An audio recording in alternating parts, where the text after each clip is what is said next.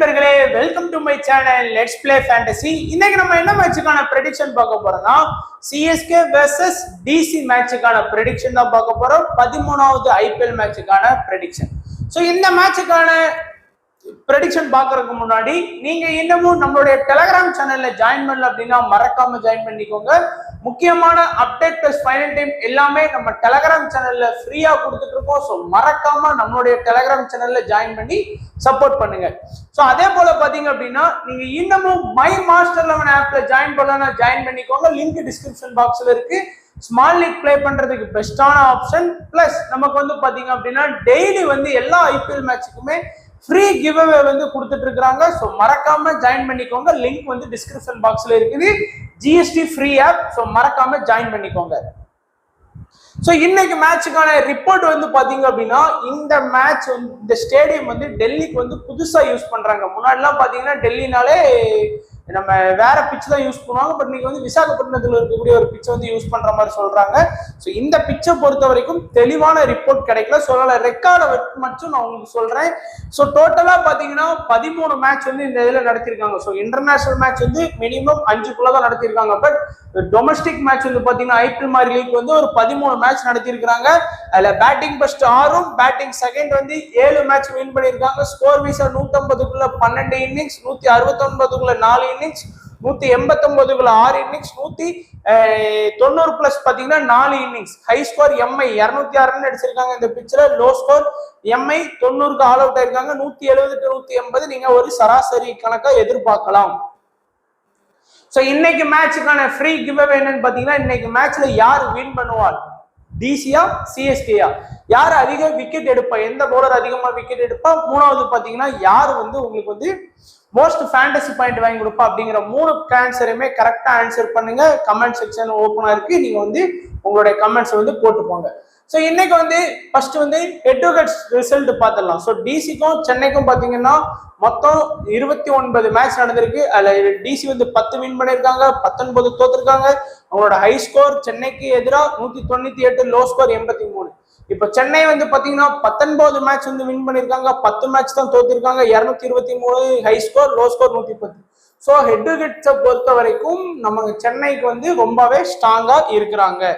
And இப்போ வந்து டைரக்டா வந்து பாத்தீங்கன்னா நம்ம ப்ரெடிக்ஷன் பாக்குறதுக்கு முன்னாடி நம்ம வந்து பவுலர்ஸோட பேட்டில் பார்த்துடலாம். ஸோ பவுலர்ஸோட பேட்டில் கண்டிப்பா யூஸ்ஃபுல்லா இருக்கும் நம்புறேன்.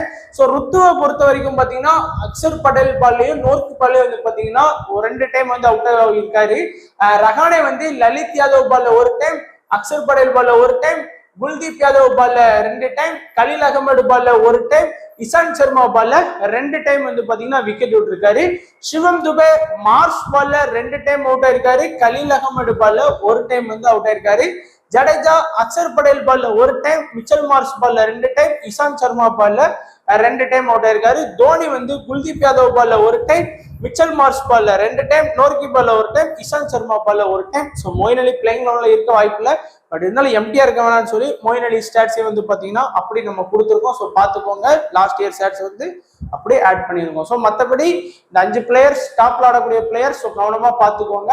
அண்ட் டெல்லிக்கும் பாத்தீங்க அப்படின்னா எப்படி பெர்ஃபார்ம் பண்ணியிருக்காங்க அப்படிங்கறத நம்ம பார்த்துக்கலாம். ஸோ டெல்லி வந்து பாத்தீங்கன்னா வார்னர் மொயின் அலி பால்ல 3 டைம், ஜடேஜா பால்ல 1 டைம், தீபக் சகர் பால்ல 2, சானர் பால்ல 2, பத்திரானா பால்ல 1, தீக்ஷானா பால்ல 4 டைம் வந்து பாத்தீங்கன்னா அவுட் ஆயிருக்காரு. மிச்சல் மார்ஷ் மொயின் அலி பால்ல 2, சிவம் துபே பால்ல 1, ஜடேஜா பால்ல 2 டைம் வந்து அவுட் ஆயிருக்காரு. பிருத்திவி ஷா ஜடேஜா பால்ல 1, தேஷ்பாண்டே பால்ல 1, ரிஷப் பண்ட் மொயின் அலி பால்ல 2, ஜடேஜா பால்ல 2, சானர் பால்ல 3 டைம் வந்து அவுட் ஆயிருக்காரு. அக்ஷர் பட்டேல் மொயின் அலி பால்ல 1, தீபக் சகர் பால்ல 1, பத்திரானா பால்ல 1 டைம் வந்து பாத்தீங்கன்னா விக்கெட் விட்டுருக்காங்க. ஸோ பவுலர்ஸோட பேட்டில் நல்லா கவனமா பார்த்துக்கோங்க. நம்ம டைரக்டா இப்போ வந்து ப்ரெடிக்ஷன் வந்து பார்த்துடலாம். ஃபர்ஸ்ட் வந்து சிஎஸ்கே. ஸோ சென்னை டீமை பொறுத்த வரைக்கும் பார்த்தோம் அப்படின்னா 2 மேட்ச் ஆடி 2மே வந்து பாத்தீங்கன்னா வெற்றியில தான் இருக்கு. 1 ஆர்சிபி, 1 ஜிடி. ஸோ இன்னிங்ஸை ஓபன் பண்ணக்கூடியது ருத்ராஜ் கைக்வாடும் ரவீந்திராவும் தான் வந்து பாத்தீங்கன்னா இன்னிங்ஸை ஓபன் பண்றாங்க. இந்த 2 ஓபனர்ஸுமே பாத்தீங்க அப்படின்னா உங்களுடைய ஸ்மால் லீக் டீம்ல வந்து எல்லா ஆப்போனன்ட்ஸுமே வந்து பாத்தீங்கன்னா கண்டிப்பா இம்பார்ட்டன்ஸ் கொடுத்துருவாங்க. ருத்து ஃபர்ஸ்ட் மேட்ச்ல 15, 2ஆம் மேட்ச்ல 46, ரவீந்திரா ஃபர்ஸ்ட் மேட்ச்ல 37, 2ஆம் மேட்ச்ல 46. எல்லாருமே பாத்தீங்க அப்படின்னா யாருமே இந்த 2 பேரை டிராப் பண்ணிட்டு சிஎஸ்கேல ஸ்மால் லீக் டீம் அப்படிங்கிறது கிரியேட் பண்ணவே மாட்டாங்க. உங்களுடைய ஆப்போனன்ட்டுக்கு நோக்கில இருந்து பாத்தீங்க அப்படின்னா உங்களுக்கு தெரியும் உங்க ஆப்பனண்ட் கண்டிப்பா ருத்ராஜ் கெய்க்வாடும் சரி ரவீந்திர ஜடேஜாவும் சரி எடுத்துட்டு வர்றதுக்கான வாய்ப்பு அதிகமா இருக்கு. ஸோ சேஃபா போற நீங்களும் எடுத்துட்டு போங்க. ரெண்டு பேருமே நல்ல பேட்ஸ்மேன், நல்ல அதிரடியா வந்து பாத்தீங்கன்னா ரவீந்திரா வந்து ஸ்டார்டிங்ல வந்து பாத்தீங்கன்னா டஃப் கொடுக்குறாரு. அடுத்து ஒன் டவுன் வந்து பாத்தீங்கன்னா நம்ம மாமா அஜாங்கே ரஹானே ஆடுறாரு. ஸோ 27 ரன் வந்து ஃபர்ஸ்ட் மேட்ச்ல, ரெண்டாவது மேட்ச் வந்து பாத்தீங்கன்னா ஜிடி கூட ஒரு 12 ரன் மட்டும் ஸ்கோர் பண்ணாரு. ஸோ அஜாங்கே ரஹானே பொறுத்த வரைக்கும் நம்ம வந்து ஒரு ரிஸ்கான ஆப்ஷன் கூட நம்ம சொல்ல முடியாது. அதுக்கும் வந்து பாத்தீங்கன்னா இது இருக்கு. ஏன்னா இந்த ரிஸ்கான ஆப்ஷன்ல வேணா நீங்க வந்து அஜாங்கே ரஹானே வந்து நீங்க ட்ரை பண்ணி பார்க்கலாம். பட் ஸ்மால் லீக்ல பொறுத்த வரைக்கும் ஒரு 10 பேர்ல ஒரு 2 பேர் வேணா ட்ரை பண்ணலாம், இல்ல ஒருத்தர் வேணா ரஹானே வந்து ட்ரை பண்ணுவாங்க. அடுத்து மிச்சல் வந்து பாத்தீங்க அப்படின்னா கண்டிப்பா ஒரு இம்பார்ட்டன்ட் என்ன ரீசன் பாத்தீங்க அப்படின்னா அவருக்கு வந்து அந்த பவுலிங் அட்வான்டேஜ் இருக்கு. லாஸ்ட் மேட்ச் வந்து பாத்தீங்கன்னா பவுலிங் போட்டு ஒரு விக்கெட் வந்து ஸ்கோர் பண்ணி கொடுத்துட்டாரு. அப்படிங்கும் போது இந்த மேட்ச் அவருக்கு வந்து அந்த கண்டிப்பா ஒரு பவுலிங் ஆப்ஷன் இருக்கும். அதனால வந்து அவர் வந்து மேக்சிமம் பார்த்தோம் அப்படின்னா எல்லாருமே இம்பார்ட்டன்ஸ் வந்து கொடுத்துருவாங்க. ஸ்மால் லீக் அப்படின்னு வரும்போது இம்பார்ட்டன்ஸ் வந்து கொடுத்துருவாங்க. ஃபர்ஸ்ட் மேட்சும் ஒரு 22, ரெண்டாவது மேட்சும் 24 ரன்னு ஸ்கோர் பண்ணியிருக்காரு. அடுத்து சிவம் துபே இந்த சீசன்ல நல்லா ஆடிட்டு இருக்காரு. முதல் மேட்ச் 34, ரெண்டாவது மேட்ச்ல வந்து பாத்தீங்கன்னா 51 ரன்னு பாத்தீங்கன்னா நல்லாவே ஸ்கோர் பண்ணிட்டு இருக்காரு. பட் சிவம் துபேட்ட இருக்கக்கூடிய இன்னும் ஒரு பிரச்சனை என்னன்னு பாத்தீங்கன்னா இம்பாக்ட் பிளேயரா தான் இருக்கிறாரு. ஒருவேளை ஸ்டார்டிங்ல வின் ஆகிட்டாங்க அப்படின்னு டிசி ஒன்றும் பெரிய டீம்லாம் இல்லை, நம்ம பார்த்துருக்கோம் 2 மேட்ச் ஆடி 2மே தோத்துருக்காங்க. ஒருவேளை சிவன் துபேக்கு முன்னாடி கூட சமீர் ருசி இறக்கி விட்டாங்கன்னா முடிஞ்சு போச்சு, இல்ல ஜடேஜா முன்னாடி இருந்துட்டாரா முடிஞ்சு போச்சு. அதனால சிவம் துபேக்கு அந்த ஒரு மைனஸ் மட்டும் தான் இருக்கு. பட் பேட்டிங் வந்துட்டுன்னு பாத்தீங்கன்னா தலைவர் வேற லெவல் அப்படிங்கிற மாதிரி தான் ஆடிட்டு இருக்கிறாரு. அடுத்து சமீர் ரிஷியை பொறுத்த வரைக்கும் நல்ல அதிரடி ஆடக்கூடிய ஹார்டு ஹிட்டர், வந்தா வருது போனா போகுது அப்படின்னு ஆடக்கூடிய பிளேயர். பட் பேட்டிங் சான்ஸ் கிடைக்கிறதுக்கான வாய்ப்பும் கம்மியா தான் இருக்கு. ஸோ அதனால இந்த மாதிரி பிளேயர்ஸ் எல்லாம் நீங்க வந்து ஸ்மால் லீக்ல ட்ரை பண்ணணும்னு ரிஸ்க் எடுக்காதீங்க, கிராண்ட் லீக் மாதிரி லீக்ல ட்ரை பண்ணுங்க. ஏன்னா மொத்தமே பாத்தீங்கன்னா இவரெல்லாம் ஒரு 10% தான் செலக்ஷன் பெர்சன்டேஜ்ல இருப்பார், அதுவும் கிராண்ட் லீக்ல தான் ட்ரை பண்ணுவாங்க. ஸோ ஸ்மால் லீக்கை பொறுத்த வரைக்கும் எந்த ஒரு பாதிப்பும் இருக்காது. அடுத்து ஜடேஜா இல்லாத ஃபேண்டசி டீமே கிடையாது, அந்த மாதிரி தான் நமக்கும். ஸோ 25 ரன்னு ஃபர்ஸ்ட் மேட்ச்ல அடிச்சு கொடுத்தாரு. ரெண்டாவது மேட்ச்லயும் வந்து பாத்தீங்கன்னா 7 ரன்னு. பெருசா விக்கெட் இந்த சீசன்ல இது வரைக்கும் எடுக்கல. பட் ஜடேஜானாலே கண்டிப்பா டீம்ல வந்து இருந்தாகணும். அடுத்து தோனி பெருசா வந்து சொல்றதுக்கு இல்ல, அதாவது ஃபேண்டசின்னு வரும்போது தோனி வந்து உண்மையில நம்ம வந்து பிக் பண்றத அவாய்ட் பண்றது பெஸ்ட். ஏன்னா நம்ம வந்து ஆப்போசிட் டீம்ல இருக்கக்கூடிய ரிஷப் பண்ட தான் எடுக்கணும். ஏன்னா அவருக்கு தான் பேட்டிங் சான்ஸ் வந்து கிடைக்கும். என்னதான் தோனி நமக்கு பிடிச்சாலும் ஃபேண்டசின்னு வந்துட்டு நம்ம எடுக்க முடிய மாட்டேங்குது. ஃபர்ஸ்ட் மேட்ச் அப்படிதான் வீம்புக்கு எடுத்து வச்சேன், டிகே வந்து ஸ்கோர் பண்ணி கொடுத்துட்டு போயிட்டாரு. ஸோ அதனால அந்த மாதிரி தப்பு பண்ணக்கூடாது. பிடிச்ச பிளேயரா இருந்தாலும் ஃபேண்டசி வேற, பிடிச்ச பிளேயர் வேற, அதை இது பண்ணிடாதீங்க. ஸோ அவ்வளவுதான். பவுலிங் ஆப்ஷன் பாத்தீங்கன்னா தீபக் சகார்.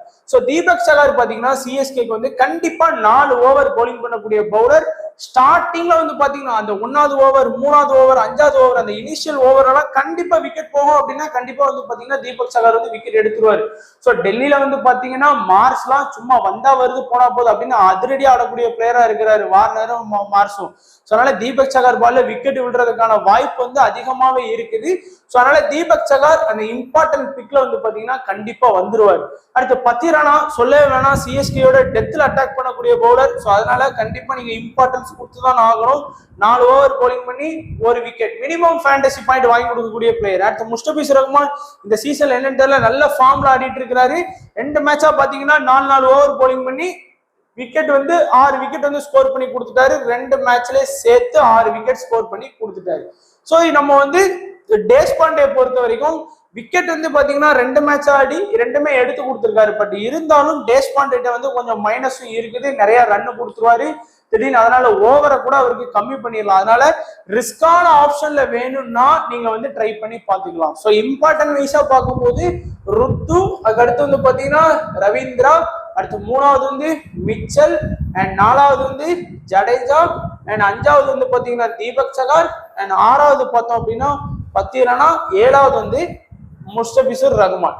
ஸோ அந்த 7 பேர்ல நல்ல இம்பார்ட்டன்ஸ் கொடுத்துக்கோங்க. அந்த ரிஸ்கான ஆப்ஷன் வந்து ஒருவேளை நீங்க வந்து இன்னைக்கு ரஹானே வந்து கொஞ்சம் நல்லா ஸ்கோர் பண்ணுவார் அப்படின்னு நினைச்சீங்க, இல்ல சிவம் துபே வந்து கொஞ்சம் ஸ்கோர் பண்ணுவாங்க அப்படின்னு நினைச்சீங்கன்னா இந்த ரஹானையும் சிவம் துபேயும் வச்சு மிச்சல் இடத்துல நீங்க ரீப்ளேஸ்மெண்ட் பண்ணி பார்க்கலாம். ஒருவேளை மிச்சலை வந்து உங்க ஆப்போனன்ட் கண்டிப்பா எடுக்கிறதுக்கான வாய்ப்பு இருக்கு. இல்ல மிச்சலை விட இன்னைக்கு வந்து ரஹானே இல்ல சிவம் துபே ஸ்கோர் பண்ணி கொடுப்பாங்கன்னு நினைச்சீங்கன்னா அந்த இடத்த ரீப்ளேஸ்மெண்ட் பண்ணுங்க. அதே மாதிரி தீபக் சகாருக்கு பதிலாக நீங்க தேஷ்பாண்டே வச்சு ரிஸ்க் எடுக்கனாலும் ரிஸ்க் எடுத்து பார்க்கலாம். பட் தீபக் சகார் சேஃப், தேஷ்பாண்டேயும் சேம் தான், 2 பேரும் 3 விக்கெட் தான் எடுத்து கொடுத்துருக்காங்க. ஆனா தீபக் சகார் வந்து சேஃபான பிளேயர், தேஷ்பாண்டே ரிஸ்கான பிளேயர். தீபக் சகாரை விட தேஷ்பாண்டே வந்து கொஞ்சம் டேஞ்சரான போல தான். தீபக் சகாராட்டு மினிமம் 1-2 அந்த மாதிரி. ஆனா தேஷ்பாண்டே விக்கெட் எடுத்த அன்னைக்கு டப்புன்னு எடுத்து கொடுத்துருவாரு, டெத்லயும் பவுலிங் பண்ணுவாரு. அதையும் கொஞ்சம் ஞாபகம் வச்சுக்கோங்க. தீபக் சகார் ஸ்டார்டிங்ல தான் பவுலிங் பண்ணுவார். ஸ்டார்டிங்ல ஒருவேளை தட்டி ஆடணும் நினைச்சு விக்கெட் விடாம பண்ணிட்டாங்கன்னா தேஷ்பாண்டே விக்கெட் இன்க்ரீஸ் பண்ணிடுவாரு. அடுத்து டெல்லி டீம். ஸோ டெல்லி டீமை பொறுத்த வரைக்கும் ஆல்மோஸ்ட் இந்த டீம் இந்த சீசனுக்கு வந்து ஜோக்கர் டீம் அப்படிங்கிற மாதிரி கொடுத்துலாம் நினைக்கிறேன். அந்த மாதிரி தான் அவங்களோட பெர்ஃபார்மன்ஸும் அந்த மாதிரி தான் இருக்குது. ஸோ ஒரு நல்ல பிளேயர்ஸ்லாம் வெளியே இருக்கும் போது இன்னமும் சும்மா இந்த குமார் அது அபிஷேக் போறன்னு சொல்லி சும்மா எடுத்துட்டு வராங்க. ஸோ நல்ல அந்த யாஸ்தல் அந்த பிளேயருக்குலாம் நல்ல வாய்ப்பு கொடுக்கலாம். ஸோ அதனால பார்க்கலாம். ஸோ இன்னிங்ஸ் வந்து வார்னரும் மிச்சல் மார்ஸும் தான் இறங்குறாங்க. 2 பேருமே ஹார்ட் ஹிட்டர்ஸ் தான். அதுல வார்னர் கூட கொஞ்சம் இது பண்ணலாம். பட் மார்ஸ்லாம் வந்தா வருது போனா போகுது அப்படிங்கிற மாதிரி ஆடிட்டு இருக்கிறாரு. பேட்டிங்கும் இருக்கு, பிளஸ் பவுலிங் அட்வான்டேஜ் இருக்கு. ஃபர்ஸ்ட் மேட்ச்ல வந்து 4 ஓவர் பவுலிங் பண்ணி இது பண்ணாரு, விக்கெட் எதுவும் எடுக்கல. பட் 2ஆம் மேட்ச்ல வந்து பாத்தீங்கன்னா 4 ஓவர் பவுலிங் பண்ணாரு நினைச்சோம். ஆனா பவுலிங் ஒரு ஓவர் சிங்கிள் ஓவர் கூட பாத்தீங்கன்னா அவர் வந்து பவுல் பண்ணல. பட் இருந்தாலும் மிச்சல் மார்ஸ் வந்து பாத்தீங்கன்னா அந்த இம்பார்ட்டன்ட் ஆப்ஷன்ல வந்துருவாரு. வார்னரையுமே எல்லாரும் ஸ்மால் லீக் பிளே பண்ற எல்லாருமே வார்னருக்குமே அந்த இம்பார்ட்டன்ஸ் வந்து கொடுத்துருவாங்க. அடுத்து வேற எல்லாருமே பாத்தீங்க அப்படின்னா ரிஷப் பண்ட்டுக்கு வந்து நம்ம இம்பார்ட்டன்ஸ் கொடுத்தா ஆகணும். ஏன்னா விக்கெட் கீப்பர் ஆப்ஷன்ல இருக்கிறாரு. நம்ம ஒன்று டோனியில் அவர் தான் எடுத்தாகணும். ஸோ அதனால அந்த ரிஷப் பண்ட் வந்து நம்ம கண்டிப்பா இம்பார்ட்டன்ஸ் கொடுத்தாகணும். டப்ஸ் வந்து பாத்தீங்கன்னா ஒரு ரிஸ்கான ஆப்ஷன்ல வந்து நீங்க ட்ரை பண்ணி பார்க்கலாம்ப்பா. முதல் மேட்ச் 5 ரன், 2ஆம் மேட்ச் வந்து 44 ரன். அடுத்து அபிஷேக் போறலாம் யாருமே ஸ்மால் லீக்லாம் ட்ரை பண்ண மாட்டாங்க. ஏன்னா அக்ஷர் பட்டேல வந்து கண்டிப்பா ஸ்மால் லீக்ல ட்ரை பண்ணுவாங்க. ஏன்னா பேட்டிங் இருக்கு, பவுலிங் இருக்கு. முதல் மேட்ச்ல ஒரு 21 ரன், ஸோ ஒரு 20 பாயிண்ட் வச்சுக்கிட்டா கூட ஒரு விளாண்ட இருக்கு அதுக்குன்னு சொல்லி ஒரு 30 பாயிண்ட் வாங்கி கொடுத்தாரு. 2ஆம் மேட்ச்லயும் 15 ரன் பிளஸ் ஒரு விக்கெட். ஸோ எப்படி பார்த்தாலும் அக்ஷர் பட்டேல் வந்து அந்த மினிமம் ஃபேண்டசி பாயிண்ட வந்து தாண்டிடுவாரு. அடுத்து குமார்லாம் வேஸ்ட். நம்ம அடுத்து வந்து பாத்தீங்கன்னா குல்தீப் யாதவ் 4 ஓவர் கம்ப்ளீட்டா பவுலிங் பண்றாரு. மினிமம் 2 இல்ல 1 அந்த விக்கெட் எடுத்துடுறாரு. ஸோ அதனால நீங்க வந்து கண்டிப்பா வந்து குல்தீப் யாதவ் கொடுக்கலாம். அண்ட் முகேஷ் குமாரும் கலீல் அகமது தான் அந்த டீமோட பவர் பிளேல அட்டாக் பண்றாங்க. 1வது ஓவர், 2வது ஓவர், 3வது ஓவர், 4வது ஓவர். ஐ மீன் 1, 3, 2, 4 இந்த மாதிரி அட்டாக்ல வந்து பாத்தீங்கன்னா இவங்க கலீல் அகமதும் முகேஷ் தான் பண்றாங்க. நோர்க்கி வந்து பாத்தீங்கன்னா டெத்ல பவுல் பண்றாரு. லாஸ்ட் மேட்ச் எல்லா பவுலருமே 4 ஓவர் பவுலிங் பண்ணி ஒரு விக்கெட் தான். அக்ஷர் பட்டேல், நோர்க்கி, கலீல் அகமது, குல்தீப் யாதவ், முகேஷ் குமார் 5 பேர் தான் பவுலிங் பண்ணாங்க. 5 பேருமே தலா ஒரு விக்கெட் வந்து ஸ்கோர் பண்ணாங்க. ஸோ இதுல வந்து நீங்க ஃபோக்கஸ் பண்ண வேண்டியது நோர்க்கிக்கு வேணா கொஞ்சம் இம்பார்ட்டன்ஸ் கொடுத்து பார்க்கலாம். அண்ட் நம்ம முகேஷ் குமார் வந்து ரிஸ்கான ஆப்ஷன்ல ஃபோக்கஸ் பண்ணி பார்க்கலாம்.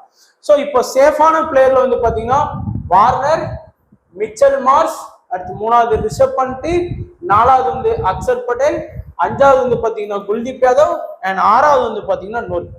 ஸோ என்ன பொறுத்த வரைக்கும் இந்த ரிஸ்கான ஆப்ஷன்ல இருக்கக்கூடிய டப்ஸை வந்து மேக்சிமம் பாத்தீங்கன்னா 30ல இருந்து 25% தான். ஆனா வார்னரை வந்து 80ல இருந்து 90% பேர் வந்து ட்ரை பண்ணுவாங்க. அதனால இன்னைக்கு நீங்க ஒரு கொஞ்சம் ரிஸ்க் எடுக்கணும்னு நினைச்சீங்கன்னா டப்ஸை வந்து வார்னருக்கு பதிலாக நீங்க வந்து ட்ரை பண்ணி பாருங்க. வார்னரை வந்து ஸ்டார்டிங்ல தூக்குறதுக்கான வேலை நிறைய அட்டாக் பண்ணுவாங்க வார்னர் அவுட் ஆகுறதுக்கு. சொன்னால டப்ஸ் வந்து திடீர்னு மிடில் ஆர்டரை வந்தோ இல்ல கொஞ்சமோ வார்னரை விட இப்போ வார்னர் வந்து ஒரு ஃபேண்டசில வந்து ஒரு 30 பாயிண்ட் வாங்கி கொடுக்காரு. டப்ஸ் வந்து ஒரு 20 பாயிண்ட் வாங்கி கொடுத்தா அது உங்களுக்கு மைனஸா போகும். அதேதான் ஒரு 40 பாயிண்ட் 10 பாயிண்ட் தான் லீடிங் மாதிரி இருக்கும். ஒரு 40ல இருந்து 50 பாயிண்ட் வாங்கி கொடுத்தாருன்னா அது ரொம்ப யூஸ்ஃபுல்லா இருக்கும். ஸோ ரிஸ்க் எடுக்கக்கூடியவங்க இன்னைக்கு டப்ஸுக்கு பேலா நீங்க ட்ரை பண்ணி பார்க்கலாம். அதே மாதிரி முகேஷ் குமாரையும் கொஞ்சம் ஃபோக்கஸ் பண்ணுங்க. நோர்க்கிக்கு பேலா கொஞ்சம் ஃபோக்கஸ் பண்ணி பாக்குறவங்க இந்த இடத்துல இறக்கலாம். ஏன்னா எல்லாருமே நோர்க்கி வந்து ட்ரை பண்ணுவாங்க அவரோட பவுலிங் அப்படி இருக்கும்னு சொல்லி. பட் முகேஷ் குமாரே கொஞ்சம் கவனமா ஞாபகம் வச்சுக்கோங்க. லாஸ்ட் மேட்ச் ஒரு விக்கெட் ஸ்கோர் பண்ணாலும் ஸ்டார்டிங் பிளஸ் டெத்ல விக்கெட் இருக்கு. ஸோ அதனால கொஞ்சம் கவனமா பார்த்துக்கோங்க. ஸோ இப்போ நம்ம சேஃபான ஸ்மால் லீக் டீம் பார்த்துடலாம். ஸோ என்ன ஏதாவது ரிஸ்க் எடுத்துருந்தாலும் நான் சொல்றேன். ஸோ ரிஷப் பண்ட், அதுக்கடுத்து பார்த்தீங்கன்னா மார்ஸ், அக்ஷர் பட்டேல், குல்தீப் யாதவ். இதுல வந்து நம்ம ஏற்கனவே சொன்ன மாதிரி வார்னரை வந்து நீங்க சிவம் துபே இடத்துல எடுக்கலாம். டேவிட் வார்னரை இல்ல டேவிட் வார்னருக்கு மேல டப்ஸையும் வந்து பாத்தீங்கன்னா நீங்க வந்து ட்ரை பண்ணி பார்க்கலாம். ஸோ சிவம் துபே நான் ஏற்கனவே சொன்ன மாதிரி ஒருவேளை சிஎஸ்கே ஃபர்ஸ்ட் பேட்டிங் அப்படின்னா சிவம் துபேக்கு வந்து இம்பார்ட்டன்ஸ் கொடுங்க. செகண்ட் பேட்டிங்னா இம்பார்ட்டன்ஸ் கொடுக்கறத கொஞ்சம் கம்மி பண்ணிட்டு அந்த இடத்துல வார்னரை ஃபோக்கஸ் பண்ணலாம், இல்லை அப்படின்னா டப்ஸை ஃபோக்கஸ் பண்ணலாம்.